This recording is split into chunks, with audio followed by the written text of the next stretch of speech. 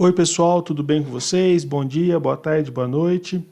Vamos dar continuidade à aula agora de ciência de elastômeros, né? E a gente vai abordar no tema de hoje os conceitos de elasticidade da borracha, né? Eu vou lembrar vocês de sempre pegar papel e caneta, anotar todas as dúvidas e sempre procurar para a gente conversar a respeito delas e sobre o tema que a gente está abordando aqui agora, tá bom? Então, começando, né, eu coloquei aqui só um sumário do que a gente vai abordar hoje. Eu vou falar um pouquinho sobre conceitos gerais de elastômeros, para a gente poder se situar, algumas propriedades típicas das borrachas, para a gente poder se lembrar. Aí a gente vai fazer uma introdução aos conceitos termodinâmicos que estão associados ao mecanismo de deformação elástica não linear da borracha. E vão apresentar duas teorias, né? Uma teoria molecular, né? Um modelo que envolve uma teoria molecular. Então aqui esse modelo é baseado numa relação entre a estrutura e essa propriedade de elasticidade não linear. Depois a gente vai abordar também um modelo bem conhecido, que é o modelo de Mooney-Rivlin, né? Equação de Mooney-Rivlin, que é um modelo empírico e que não é baseado nessa relação estrutura-propriedade, né? Ele foi desenvolvido a partir de evidências experimentais. E por fim, numa aplicação desses conceitos abordados, né, a gente vai apresentar o efeito de Mullins também, né, que é um evento bem interessante para comportamento mecânico de borrachas de modo geral, tá bom? Aí falando então um pouquinho sobre elastômeros, né? Tem algumas considerações importantes que a gente tem que lembrar sobre essa categoria de materiais poliméricos, né? Então algumas características mecânicas primeiro. Normalmente esses materiais poliméricos, né, elastoméricos, eles vão apresentar um baixo módulo de elasticidade quando comparados a outras classes de materiais poliméricos, né? É uma característica desse grupo de materiais poliméricos. Uma outra característica mecânica importante desse grupo de materiais poliméricos é o seu elevado alongamento percentual até a ruptura, né? Eles conseguem se deformar aí em porcentagens muito altas até a ruptura, chegando aí a 600% ou mais, né? E essa capacidade de deformação até a ruptura, ela ocorre normalmente num regime elástico, né? Então, e com baixa capacidade de deformação no regime plástico. Então, o que isso quer dizer, né? Que ela vai apresentar uma alta capacidade de deformação reversível, né? A gente está acostumado a modelos de deformação reversível e essa capacidade de deformação reversível, ela pode ocorrer, inclusive, em altas taxas de estiramento, né? Então, a gente pode estirar o meu material elastomérico rapidamente e ele mesmo assim ainda consegue se deformar em altas taxas, altas porcentagens de deformação. E aí, como eu estava falando agora, né, o material elastomérico ele tem essa grande capacidade de deformação elástica, só que ele não segue aquele comportamento que a gente está mais acostumado, né, que é um comportamento de um sólido Hookeano, onde existe uma relação linear entre tensão e deformação nesse comportamento mecânico. No caso dos materiais elastoméricos, a gente vai ter um comportamento elástico não linear, né? Então, não seguindo aí uma equação de reta, né? Nesse comportamento mecânico. E aí, do ponto de vista de características moleculares, né, vale lembrar que os materiais elastoméricos eles são materiais poliméricos, ou seja, eles apresentam alta massa molar e são compostos por unidades de repetição bem definidas, né? E no caso dos materiais elastoméricos, né, como foi definido como material polimérico essas características, só que além dessas características, né, ele vai apresentar ligações cruzadas. E o que seriam, só recapitulando aqui essas ligações cruzadas? São ligações intermacromoleculares, né, ligações covalentes intermacromoleculares. Então vão ser ligações ali que vão unir uma macromolécula à outra. Porém, no caso dos materiais elastoméricos, a quantidade de ligações cruzadas, né, de ligações intermacromoleculares é baixa, né? Então a gente tem uma baixa densidade de ligações cruzadas. Se caso a gente tivesse uma alta densidade de ligações cruzadas, a gente teria um material termofixo, né? Conforme a gente já viu em aulas anteriores. E do ponto de vista de aplicação, normalmente as temperaturas de uso, né? Normalmente não, sempre as temperaturas de uso dos materiais elastoméricos, elas devem se encontrar numa faixa muito superior à temperatura de transição vítrea desses materiais, desses materiais poliméricos. E por que a gente quer isso, né? Para que ele consiga ter uma grande mobilidade e com isso consiga se deformar numa grande porcentagem, que é uma das características mais conhecidas desses materiais poliméricos, né? Essa sua alta capacidade de deformação. Se a gente estiver próximo da temperatura de transição vítrea ou mesmo abaixo, essa capacidade de deformação é reduzida drasticamente e ele perde uma das suas grandes características, né? Até por isso também, os materiais elastoméricos, né, eles vão apresentar um baixo grau de cristalinidade, né, uma baixa tendência à cristalização. Porque se a gente tiver um material elastomérico que apresente alta porcentagem de cristalina, né? Lembrando que essa alta capacidade de deformação está associada à região amorfa, ele não iria conseguir se deformar em altas porcentagens, né? Como eu citei lá, 600% ou mais. Então, o ideal é buscar materiais elastoméricos que apresentem uma grande fração amorfa, né? na sua estrutura. Beleza? E aí, também recapitulando aqui, né, alguns exemplos de materiais elastoméricos aí e algumas aplicações para vocês verem a importância deles para a nossa sociedade, né? Um exemplo é a borracha natural, que é o isômero cis do poliisopreno, né? É uma borracha diênica, então a gente vê que diênica porque ela tem essa estrutura aqui onde eu tenho uma dupla ligação entre dois átomos de carbono. E uma grande aplicação dela envolve pneus, né, para veículo pesado ou veículo fora de estrada, correia transportadora em indústria ou mesmo de transmissão de movimento, né, em veículos automotores. E uma outra borracha também bem importante é a borracha de estireno-butadieno, né, aqui, ó, estireno-butadieno. Ela também é usada em vários pneumáticos, correias transportadoras, transmissão de movimento, também tubos e mangueiras e componentes para calçado, tipo solado, né, de calçado. E a gente tem também uma terceira borracha aqui também bem importante na sociedade, o neopreno, né, que ela também, assim como a borracha SBR e a borracha natural, ela também é uma borracha diênica, né, só que ela vai apresentar aqui a substituição de um átomo de hidrogênio por um átomo de cloro. Nesse caso, essas borrachas também são empregadas em correias transportadoras, correias de transmissão e revestimento de cabos, né, tendo grande importância também na sociedade. Existem várias outras borrachas, né, tem as borrachas nitrílicas, enfim. E aqui eu só quis apresentar algumas borrachas para vocês visualizarem a importância desses materiais na sociedade e, com isso, a necessidade de se entender a resposta mecânica desses materiais quando em serviço, né, que é o objetivo da nossa discussão de hoje, tá bom? E aí, dando início aqui à nossa discussão termodinâmica, né, existem alguns eventos que são observados quando esses materiais poliméricos são solicitados mecanicamente, né? Dois fatores aqui eu quis chamar a atenção. Um deles é que os materiais elastoméricos eles sofrem um aquecimento após serem estirados a uma alta taxa, né? Então, eu estirar rapidamente um material elastomérico leva a um ligeiro aquecimento daquele material.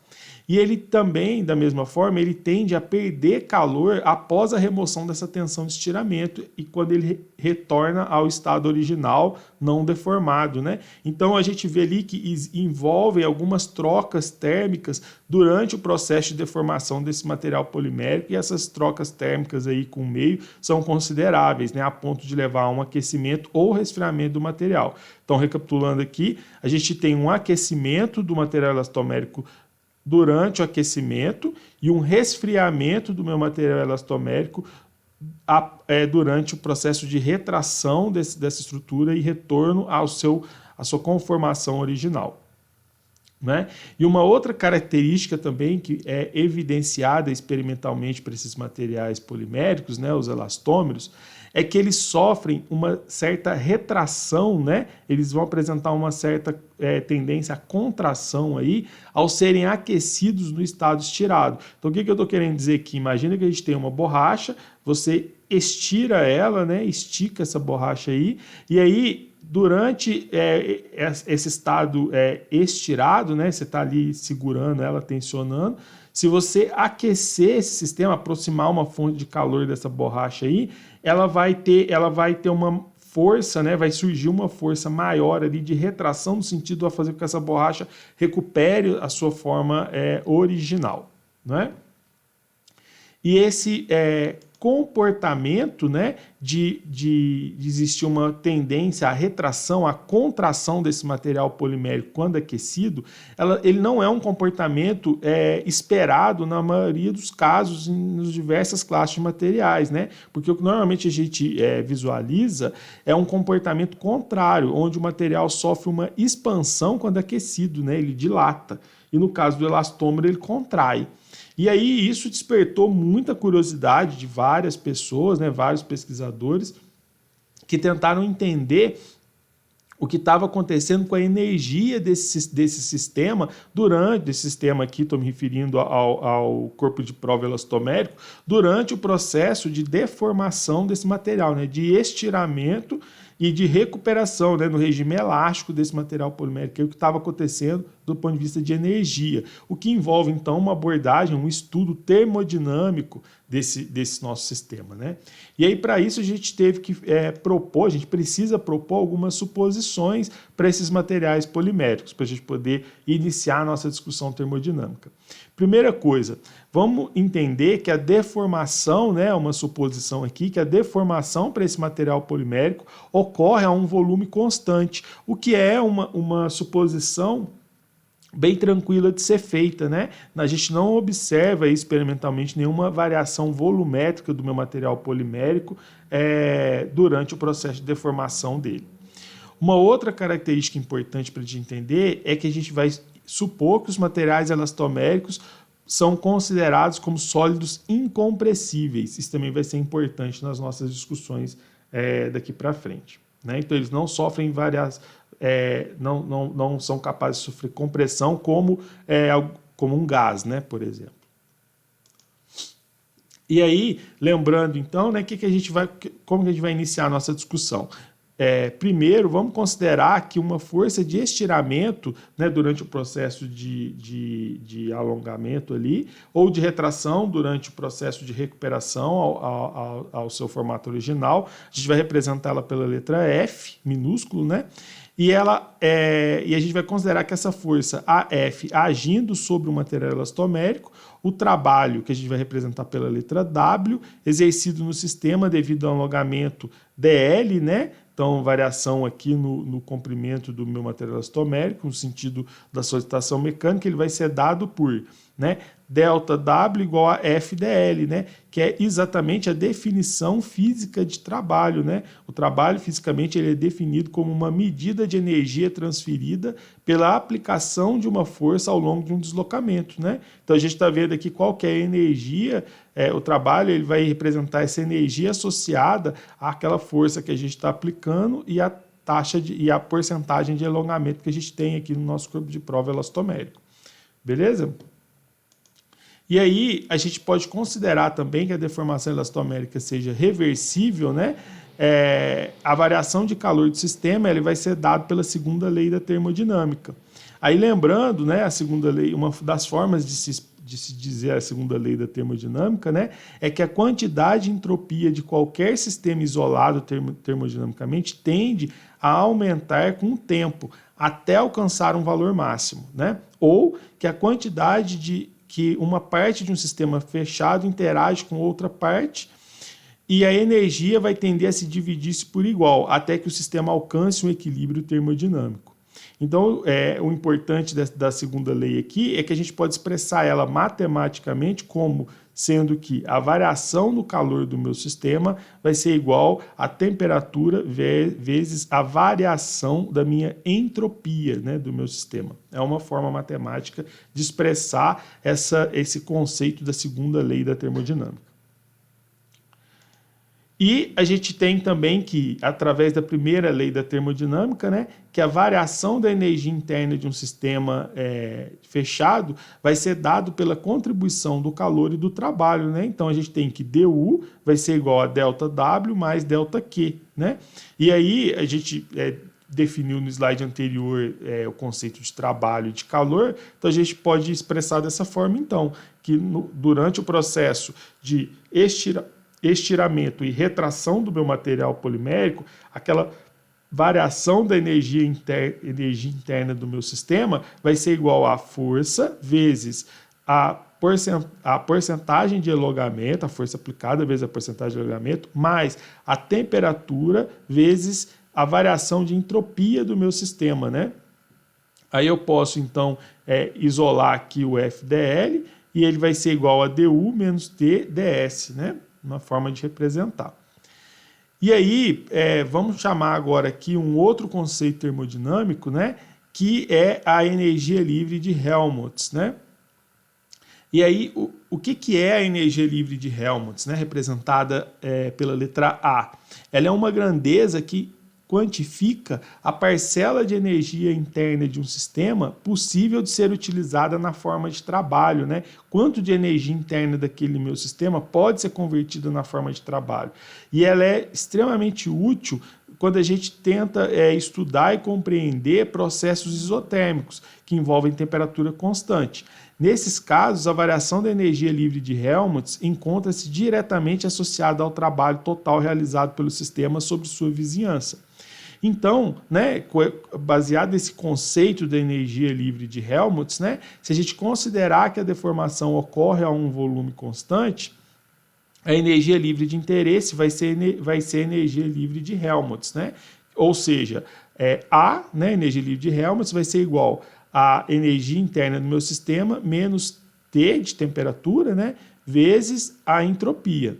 E para uma temperatura constante, essa variação na energia livre de Helmholtz vai ser igual à variação da energia interna do meu sistema menos a temperatura vezes a variação na entropia do meu sistema, né? Então, dA é igual a dU menos TdS. E se a gente pensar no caso onde a temperatura é constante, que é importante para a energia livre de Helmholtz, a gente vai chegar numa situação onde a força aplicada vezes a porcentagem de alongamento, né, o dL, vai ser igual à variação da energia livre de Helmholtz, né, que é a definição. A energia livre de Helmholtz é o trabalho do meu sistema, né? Então, se eu isolar a força aqui, eu vou ter que a força do meu sistema, a força de retração, vamos pensar aqui no sentido de retração, né? Eu estirei meu material e aí vai existir uma força associada a esse estado estirado, né? No sentido a retornar à posição original, o que vai envolver um aumento da entropia, né? E aí isso aí vai ser igual essa força vai ser igual a derivada parcial da energia livre de Helmholtz em função da porcentagem de alongamento, né, porcentagem alongada, a uma temperatura constante, né? E aí, se a gente entende que a energia livre de Helmholtz é igual à energia interna do meu sistema menos a temperatura vezes a entropia, né? A gente pode substituir essa derivada parcial aqui da energia livre de Helmholtz pela derivada parcial de U menos T ds, né? E com isso, separar essas componentes aqui, então a gente vai ter que a força ela vai passar a ser agora o quê, né? Uma derivada parcial da energia interna do meu sistema em função da variação do comprimento do meu corpo de prova, né? Ou seja, em relação à porcentagem de alongamento a uma temperatura constante, menos a temperatura vezes a variação da minha entropia em função da minha porcentagem de alongamento a uma temperatura constante. E aí aqui a gente chega já numa expressão termodinâmica muito interessante, porque ela mostra para nós que essa força de retração, né, a gente está pensando aqui no sentido de retração, né, de recuperação ao estado original, ela vai ser apresentar uma contribuição energética, que está associada aqui à variação da energia interna do meu sistema, e a uma contribuição entrópica, né? Então, olha aqui, a gente consegue separar, né, essa força em duas componentes, né?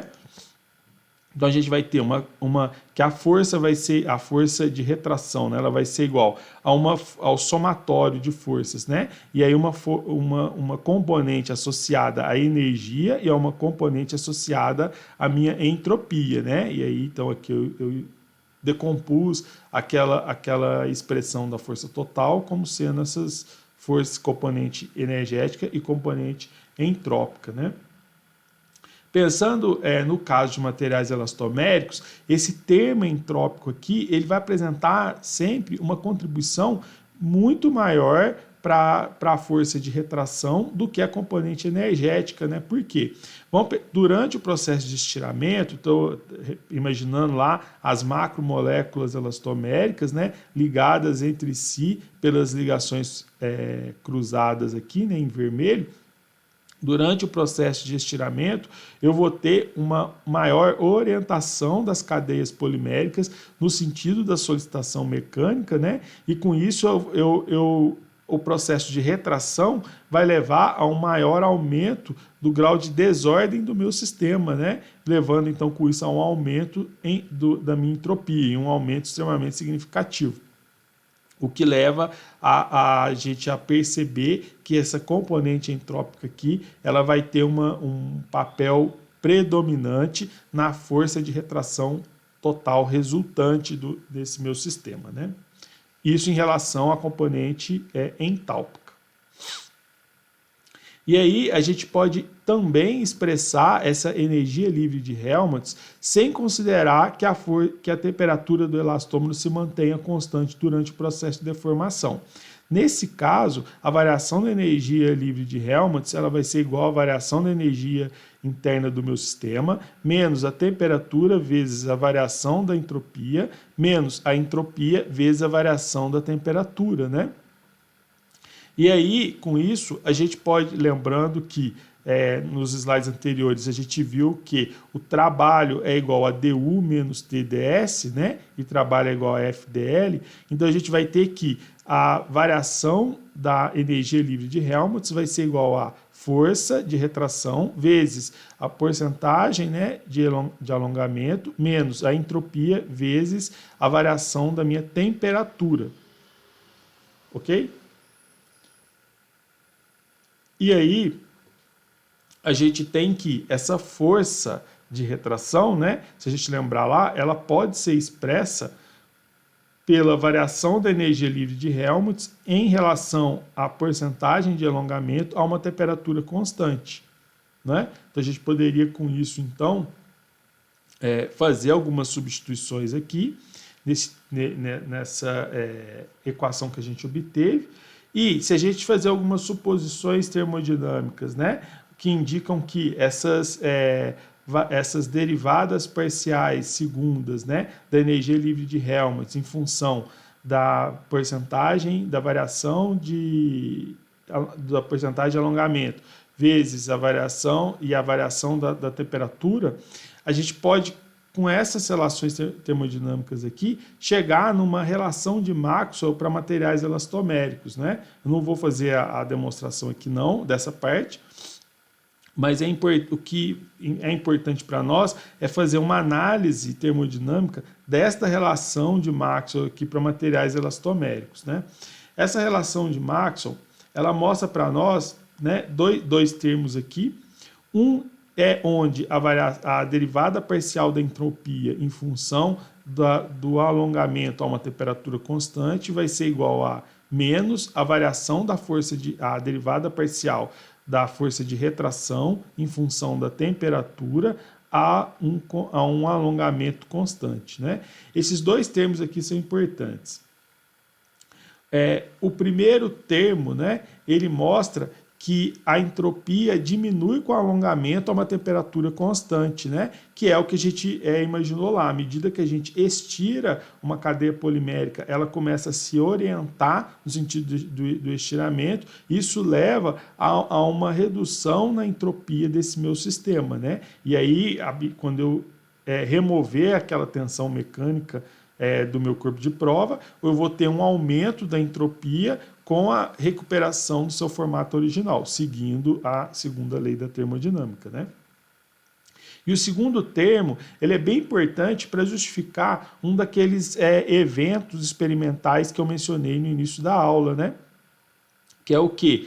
Que a força de retração, ela vai aumentar com a temperatura a uma porcentagem de alongamento constante.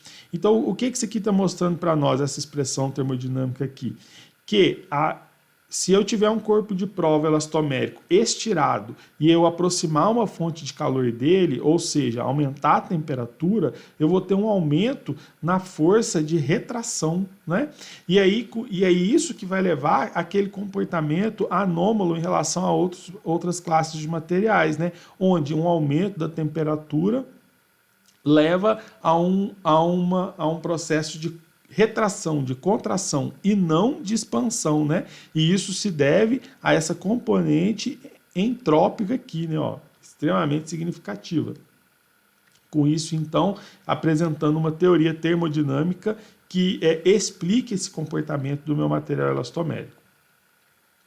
A gente pode também, através de uma segunda expressão termodinâmica, que a gente não vai demonstrar ela aqui na aula de hoje, fazer umas análises, ou mais análises com relação ao comportamento mecânico de materiais elastoméricos, né? Essa segunda relação termodinâmica aqui, ela mostra para nós que a derivada parcial da temperatura em relação ao alongamento a uma entropia constante vai ser igual a temperatura dividido pela capacidade calorífica do elastômero a um comprimento constante, vezes a derivada parcial da força de retração pela temperatura a um alongamento constante. Se a gente imaginar que nesta equação, né, a gente trabalha com temperaturas absolutas, né, tipo em Kelvin, a gente vai perceber que este termo aqui, ele é sempre positivo, né? Se ele é sempre positivo, o que a gente vai perceber então com relação a esse outro termo aqui, né? Esse outro lado da minha equação aqui, que a temperatura do meu material elastomérico, ela vai sempre aumentar com o aumento da deformação a uma entropia constante, né? Então, o que isso aqui mostra para nós? Que num estiramento adiabático, né? Ou seja, quando eu estirar altas taxas, que eu vou conseguir ter esse estiramento adiabático, né? Uma alta velocidade de estiramento, a gente vai notar que vai ocorrer um aumento da temperatura com um aumento da deformação, indicando justificando aquele fenômeno de aumento da temperatura do meu material elastomérico durante o processo de estiramento, de alongamento do mesmo, né? E aí a primeira equação aqui, né, que a gente apresentou, mostra a segunda parte do evento térmico, onde a gente tem aumento na força de retração com o aumento da temperatura a um alongamento constante, beleza? E aí, com isso, a gente consegue entender as trocas térmicas, né? A energia associada ao processo de deformação de materiais elastoméricos. E aí, para poder aplicar esses conceitos termodinâmicos em materiais elastoméricos, né, vários autores foram apresentando alguns modelos. O primeiro modelo que a gente vai apresentar aqui é um modelo de teoria molecular, né? Então ele tem uma proposta de relacionar a estrutura do meu material elastomérico com o comportamento mecânico dessa classe de materiais, né? Esse modelo que a gente vai apresentar aqui é um modelo mais simples, ele foi proposto por Kuhn, né? E ele considera que a rede macromolecular do meu material elastomérico sofre a mesma deformação relativa em toda a sua extensão, né? Então ele se deforma por igual em toda a extensão do meu material elastomérico. Para isso, então, vamos imaginar aqui um plano cartesiano, né? X, Y e Z. E a gente vai ter um material elastomérico no estado original, né? Sendo representado no plano cartesiano pelas dimensões Lx0, Ly0 e Lz0. Após o processo de deformação e consequente estiramento dele, né, e deformação, esse corpo de prova agora vai apresentar novas dimensões, né, onde a gente vai ter um aumento no comprimento do meu corpo de prova e redução da área da seção transversal em relação à solicitação, à tensão que foi aplicada, né? Então a gente vai ter agora novas dimensões do corpo de prova representadas pelas letras Lx, Ly e Lz, né? Sendo que essas novas dimensões aqui correspondem às dimensões após o meu material polimérico, elastomérico, sofrer uma dada deformação. E vai existir uma relação entre essas dimensões do estado estirado e o estado original. Qual vai ser essa relação? Né? Vai ser dada através de um fator de deformação, né? Lambda x no eixo x, lambda z no eixo z e lambda y no eixo y, né? Então seria uma relação aqui do estado deformado e o estado original, né? Vão se relacionar por uma componente de deformação aqui representado por essas letras lambda x, lambda y e lambda z, né? São fatores de deformação ou taxas de estiramento. E aí a gente vai também apresentar um conceito aqui, né, no modelo de Kuhn, né, que ele propôs, que é o vetor R0, né? Esse vetor R0, ele pode ser suposto como sendo um vetor de ponta a ponta de um segmento de cadeia elastomérica que se encontra entre duas ligações cruzadas no estado não deformado. Então vamos imaginar que a gente tem uma macromolécula, né, uma segunda macromolécula, as duas ligações cruzadas aqui unindo as minhas duas cadeias poliméricas. E aí o vetor R0 ele vai representar esse comprimento aqui entre as duas ligações cruzadas, né? No estado não deformado. A gente vai ter também, né, vai poder definir um vetor R, né, que vai ser um vetor de ponta a ponta desse segmento de cadeia polimérica meu aqui, né, entre duas ligações cruzadas, só que agora no estado deformado, né? Então a gente vai ter, imaginando aquela proposta do slide anterior lá, né, do plano cartesiano, que a gente pode decompor esses vetores R0 e R, né, para um estado, vamos imaginar aqui decompor o vetor R para um estado deformado, no eixo X, no eixo Y e no eixo Z, como sendo representados, né, o Rx vai ser igual a lambda x vezes Rx0, né, e assim sucessivamente. Se a gente fizer isso, a gente vai chegar num caso, né, onde a magnitude do vetor R0 seja menor do que o vetor R, isso coerente, né? No estado não deformado, o comprimento do meu vetor R0 sempre vai ser menor que o comprimento do meu vetor R no estado deformado. E aí, nessa situação, a variação da entropia do meu sistema, ela pode ser dada por esta equação aqui, né? Ó, que relaciona a variação da entropia, vai ser igual a menos n kb sobre 2 vezes as lambda x ao quadrado mais lambda y ao quadrado mais lambda z ao quadrado menos 3, sendo que kb é a constante de Boltzmann e n é o número de segmentos de cadeias entre duas ligações cruzadas, né? Que está associado a esse n aqui vai se associar à densidade de ligações cruzadas, né? Qual que é o tamanho daquele comprimento de cadeia que a gente tem entre duas ligações cruzadas. E aí, nesse caso, né, a gente vai poder entender que a variação da energia livre de Helmholtz, com base na teoria termodinâmica desse sistema, devido à deformação, vai ser igual a menos T, menos a temperatura, vezes a variação da minha entropia. Aí com isso, então, a gente vai pegar a equação da entropia e multiplicar pela temperatura, né? Isso vai ser feito, num caso a gente vai desprezar a variação da energia interna do meu sistema, num processo de deformação isotérmica, né? Que aí é o que eu falei, a gente está desconsiderando a componente energética da força de retração, né? E com isso o trabalho reversível da deformação isotérmica vai ser dado pela variação da minha energia livre de Helmholtz, né? Que vai ser igual a N kb vezes a temperatura dividido por 2 vezes, né, essa expressão aqui que relaciona a lambda x, lambda y e lambda z. Beleza? Se a gente assumir um caso específico de deformação uniaxial, né? Então supor que existe uma porcentagem de deformação no eixo X extremamente alta em relação à porcentagem de deformação no eixo Y e no eixo Z, o que é coerente para um processo de estiramento de um elastômero, né?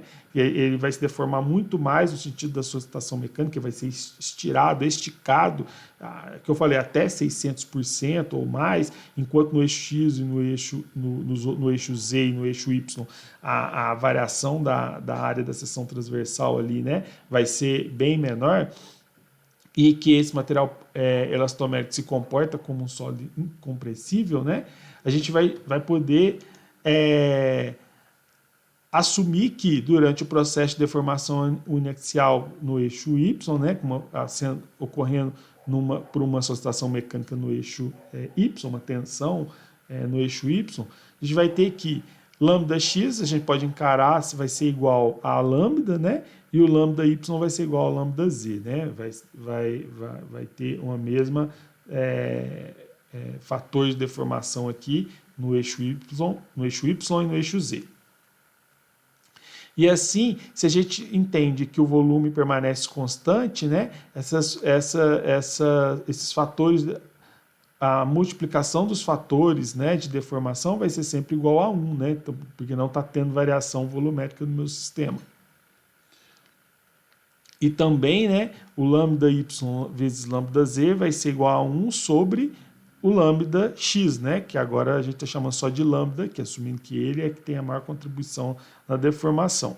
E aí com isso então, lambda y ao quadrado é igual a 1 sobre lambda, né, e a gente chega nessa expressão aqui, onde lambda y é igual a 1 sobre raiz quadrada de lambda. O mesmo, de forma análoga, para lambda z, né. Por que a gente está fazendo isso? Para poder agora substituir essas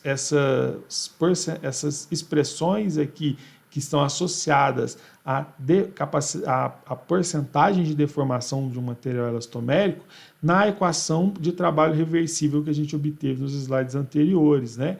Onde o trabalho é igual à variação da minha energia livre de Helmholtz. E aí, com isso, ele vai ser dado, né, vai ser igual a NKB vezes a temperatura dividido por 2, né, multiplicando por lambda ao quadrado mais 2 sobre lambda menos 3, né? Se a gente lembrar que a força de retração pode ser determinada por essa expressão abaixo, né, aí da teoria termodinâmica, a força no eixo x, né, a força de retração, vai ser igual à derivada parcial da variação da energia livre de Helmholtz dividido pela variação do comprimento no eixo x, né? E aí, com isso, a variação do comprimento no eixo x pode ser também dada por lambda(x) vezes Lx0. Aí, como Lx0 é constante, a gente pode tirar ele da derivada, né? Então, 1 sobre Lx0 vezes derivada parcial da variação da energia livre de Helmholtz pela variação, pelo derrô lambda aqui, né? Pela variação do fator de deformação no eixo x. E aí, a gente pode derivar agora aquela expressão da derivada da variação da energia livre de Helmholtz, né? A gente pode derivar ela em função de lambda, né? Em função da derivada do fator de deformação do meu corpo de prova elastomérico, né? E aí, por que a gente vai fazer isso? Para substituir essa derivada aqui da energia livre de Helmholtz na equação aqui da força de retração no eixo x. E aí, se a gente fizer a derivada aqui, NKBT2 sobre 2, né, são constantes, a gente pode só tirar ela da expressão, e resolvendo a derivada desse termo aqui, lambda ao quadrado mais 2 dividido por lambda menos 3, a gente chega no resultado de 2 lambda menos 2 dividido por lambda ao quadrado. Se a gente isolar esses números 2 aqui, pode simplificar, e com isso a gente tem que a derivada parcial da variação da energia livre de Helmholtz dividido pela variação, em função, né, da porcentagem de deformação aqui, né, da componente de deformação lambda aqui, vai ser igual a NKB vezes T dividido por NKBT vezes lambda menos 1 sobre lambda ao quadrado. E aí, agora, se a gente lembrar, né, que tensão, né, é igual a força sobre área, então a gente vai ter que a tensão no eixo x vai ser igual a Fx dividido por LYLZ, né, que é a área da seção transversal aqui, a força no eixo x. E aí a gente pode então pegar esta expressão aqui que a gente encontrou para a derivada, substituir ela na equação da força de retração no eixo x e dividir pela área da seção transversal, que é LYLZ. E com isso encontrar uma equação, né, que relaciona tensão com deformação, né, que é encontrar essa relação do comportamento mecânico, né. E aí então eu fiz aqui a substituição, lembrando que Ly e Lz, né, podem ser expressas por Lx0 vezes Ly vezes Lz, né? Não, né? O Ly e Lz podem ser substituídos por lambda y0 e Lz vai ser igual a lambda z vezes Lz0, né? Como eu substituí a equação aqui, ficou este termo aqui. E aí, lembrando que lambda y, lambda z é igual a 1 sobre lambda, então a gente pode também substituir por lambda aqui, né? E conseguir encontrar esta expressão aqui que relaciona tensão com deformação, né? Agora, o objetivo vai ser fazer algumas simplificações nessa equação, né? Primeiro, é entender que Lx0 vezes Ly0 vezes Lz0 é igual ao volume do meu material elastomérico, né? Que ele é incompressível, e é o volume que a gente pode obter no estado não deformado, né? O estado original. Então a expressão agora ficaria NKB vezes T dividido pelo volume, multiplicado por lambda ao quadrado, né? Eu passei o lambda aqui para dentro do parênteses, lambda ao quadrado menos 1 sobre lambda.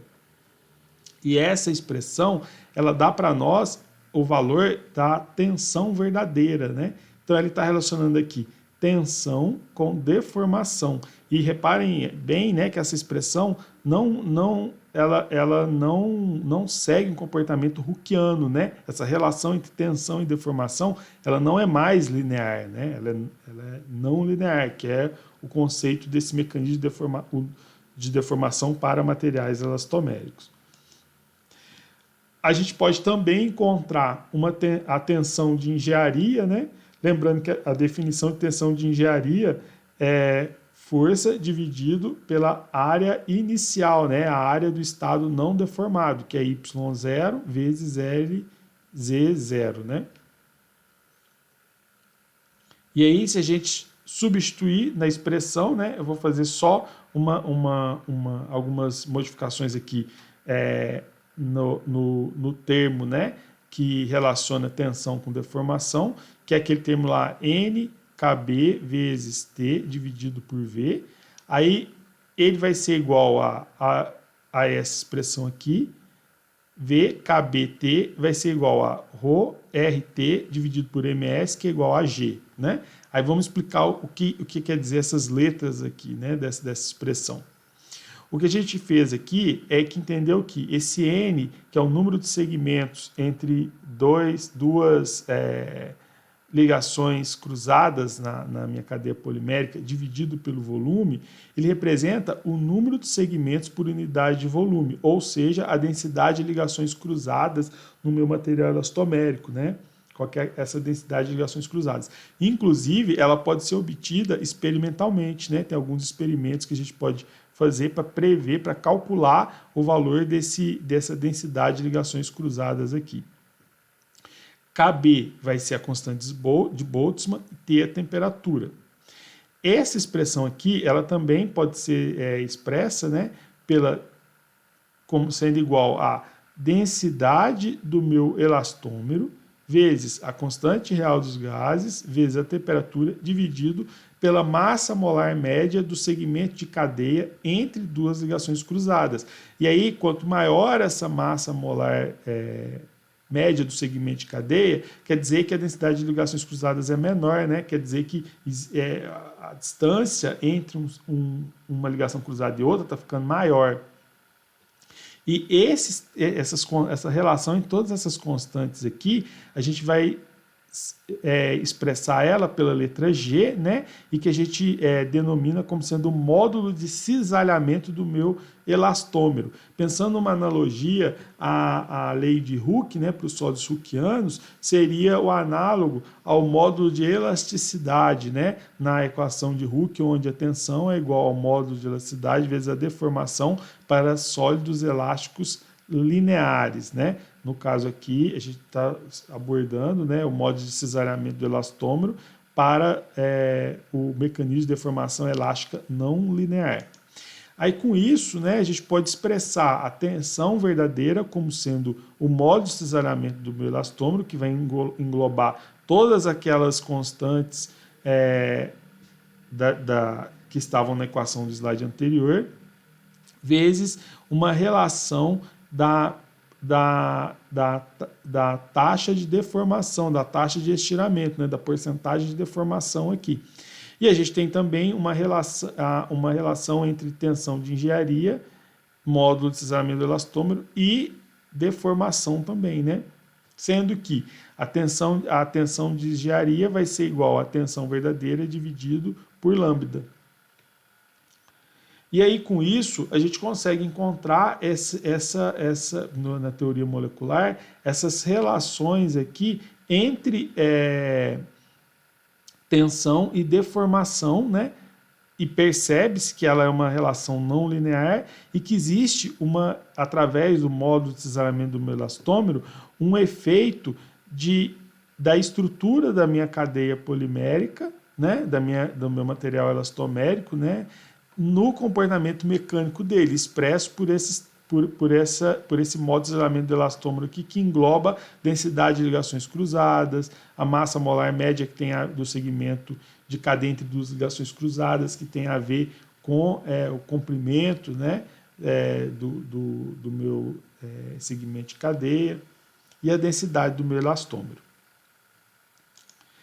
Esse modelo, né, de Kuhn, da teoria molecular, né, que é um modelo mais simples, ele pode ser empregado para casos onde existe uma baixa taxa de deformação, né, que as cadeias não se encontram muito estiradas, né? À medida que elas sofrem grandes porcentagens de estiramento, o que os autores começaram a notar é que esse modelo aqui não conseguia expressar de fato o real comportamento mecânico do material elastomérico, até por isso que foram, então, de certa forma, desenvolvidos novos modelos, né?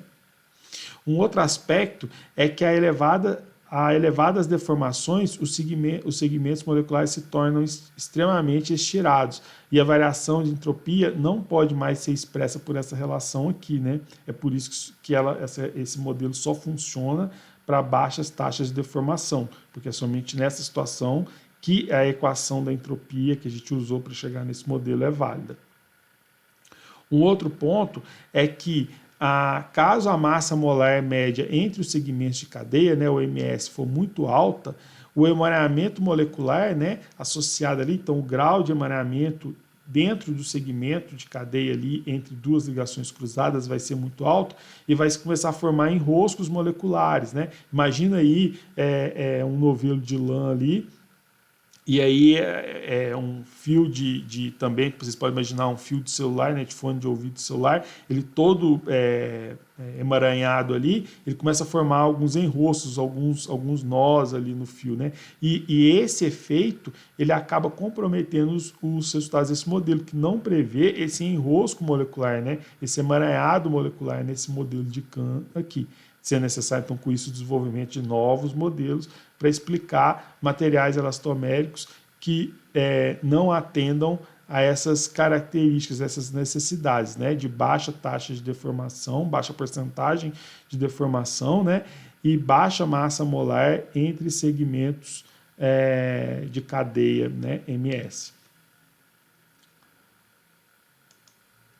E aí, com isso, né, eu vou apresentar para vocês aqui um outro modelo, que é o modelo de Mooney-Rivlin, né? Esse modelo é um modelo fenomenológico que não apresenta uma visão molecular, né? Então ele foi proposto de forma empírica, através de resultados experimentais, os pesquisadores conseguiram chegar nesse modelo, o Mooney e o Rivlin conseguiram chegar nesse modelo, e ele não tem uma relação com a estrutura do nosso material polimérico. Ele não foi construído com base em relações estruturais do material polimérico.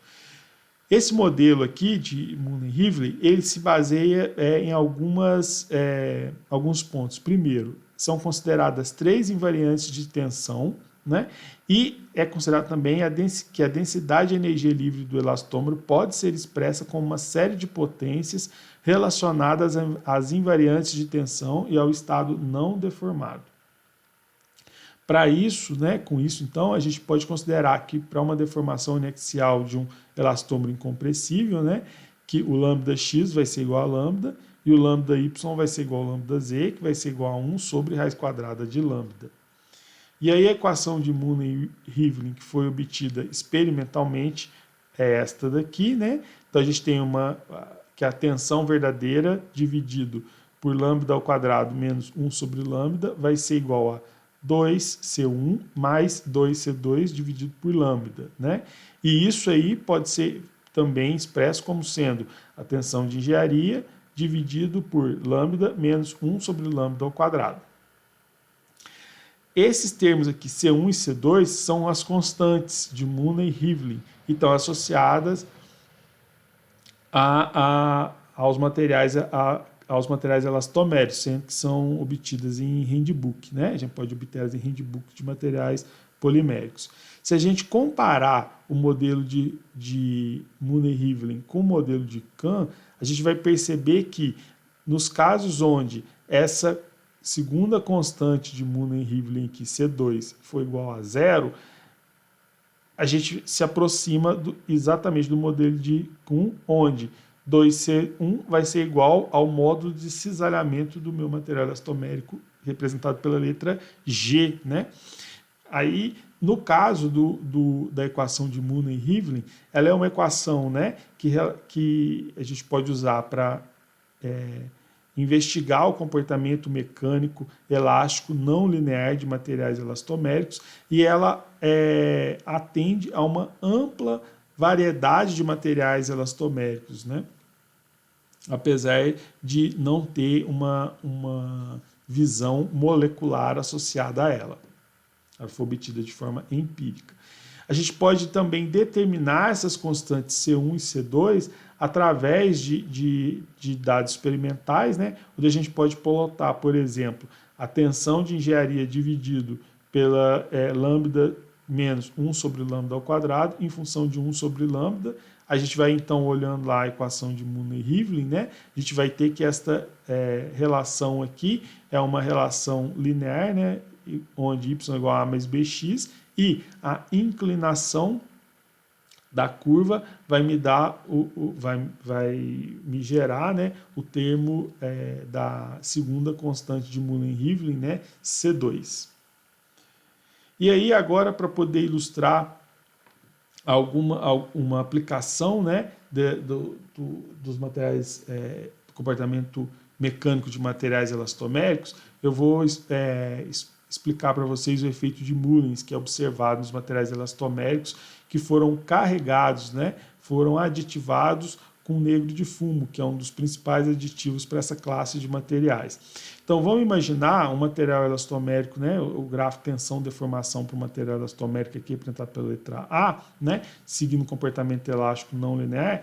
Se a gente estirar, né, esse material polimérico, né, aplicar uma tensão nesse material, tensão mecânica nesse material polimérico, aí a gente aplicou a tensão mecânica uma vez, soltou a tensão mecânica, ele recuperou a posição original.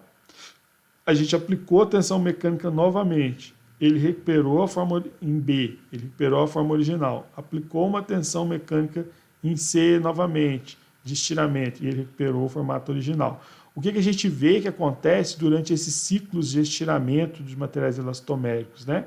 A gente observa que o módulo de cisalhamento da borracha ele é reduzido a cada ciclo de cisalhamento. Vocês estão reparando aqui? A gente está tendo uma redução no módulo de cisalhamento da minha borracha, né? A gente está tendo uma variação nessa curva que expressa a relação entre tensão e deformação para materiais elastoméricos.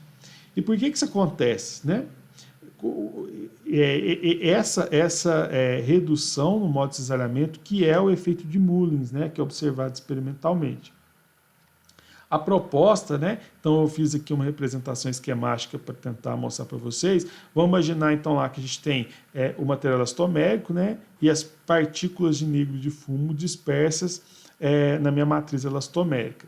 Então a gente vai ter aqui unindo essas partículas de negro de fumo aqui, né, que estão dispersas na matriz polimérica elastomérica lá, várias cadeias elastoméricas. Estão representadas aqui pela cadeia 1, 2 e 3. A gente vê que existe uma diferença, né, eu expressei aqui uma diferença entre essas cadeias poliméricas, que é o quê? O comprimento dessa cadeia polimérica. Eu tentei colocar aqui, ó, a cadeia polimérica em 1, ela é menor, aí ela tem um aumento da massa molar, né, da cadeia polimérica em 2 e um aumento, né, do comprimento dessa cadeia polimérica aqui em 3. Né? Tem a ver com diferentes comprimentos aqui.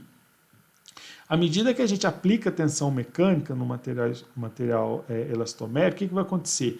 Essas cadeias que unem as partículas de negro de fumo, né, e que vão garantir esse efeito na resposta mecânica do material elastomérico aqui, nesse aumento no módulo de cisalhamento, elas vão ser rompidas, né? Porque elas vão conseguir ser estiradas, e aí eu aplico tensão, vou aumentando a tensão aplicada, ela é rompida. Mas é rompida só a 1, a 2, a 3 ainda vão se orientando, tem um comprimento bem grande aqui, né?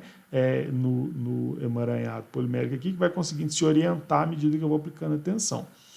Só que aí, quando eu recupero a tensão, essa cadeia que se rompeu aqui, ela não recupera, né? Ela rompeu. Aí, como eu tive uma rompimento de cadeia aqui em 1, né? Aí o que vai acontecer? O modo-zeramento diminui. E à medida que eu vou aplicando, reaplicando, né, ciclos de estiramento diferentes, eu vou tendo cada vez mais rompimento de cadeias e com isso, consequentemente, uma redução no módulo de cisalhamento da minha borracha, né? Então, as cadeias em 1, 2 e 3 de borracha, elas estão ligadas entre partículas de negro de fumo e vão representar diferentes comprimentos, né, que foi o que eu falei. No primeiro ciclo de estiramento, as cadeias com menor comprimento, né, que representadas aqui pelas cadeias de número 1, elas podem se romper a menores tensões do que as cadeias de maior comprimento, né, que elas vão conseguir ainda se orientar com maiores tensões sem se romper. E o rompimento dessas cadeias de menor comprimento vai levar a uma redução no modo de zeramento da borracha a cada ciclo de zeramento, né? E aí, quanto maior a tensão, mais cadeias conseguem se romper. E aí, quando eu recupero o estado original e tento tensionar de novo, menor vai ser o módulo de cisalhamento da minha borracha. Bem, gente, o que eu tinha para falar para vocês sobre teoria de elasticidade da borracha é isso. Eu espero que vocês estejam todos bem.